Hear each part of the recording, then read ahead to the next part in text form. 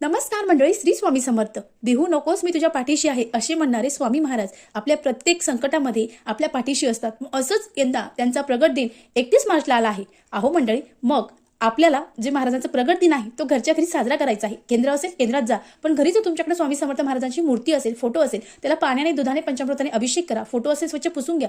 त्याच्यानंतर तुम्ही त्यांना पाटावर कपडा टाकून त्याच्यावर ठेवायचा आहे. फूल गंध अक्षदा फुलं अर्पण करायची आहे. मग तुम्हाला घरी आरती करायची आहे. तुम्ही 10:30ची आरती करू शकता, 8:30ची आरती करू शकता, जसंही तुम्हाला वेळ भेटेल तशी आरती करायची आहे. त्यानंतर आरती केल्यानंतर सगळ्यात महत्त्वाचं म्हणजे महाराजांना अतिशय प्रिय असे 3 नैवेद्य तुम्हाला करायचे आहे. आता 3 नाही शक्य झाले तर तुम्ही 1 देखील करू शकतात, पण महाराजांची आपल्यावर अखंड कृपा राहण्यासाठी त्यांनी आपल्या घरात यावं आणि अगदी न चुकता आपण जे तयार केलं आहे अन्न ते ग्रहण करावं असं प्रत्येकाला वाटतं. त्यामुळे महाराजांचे हे 3 नैवेद्य तुम्हाला करायचे आहे. प्रथम, महाराजांना बेसनाचे लाडू अतिशय प्रिय आहे. तुमच्याकडून शक्य असेल तर प्रगट दिना दिवशी तुम्ही बेसनाचे लाडू करू शकतात.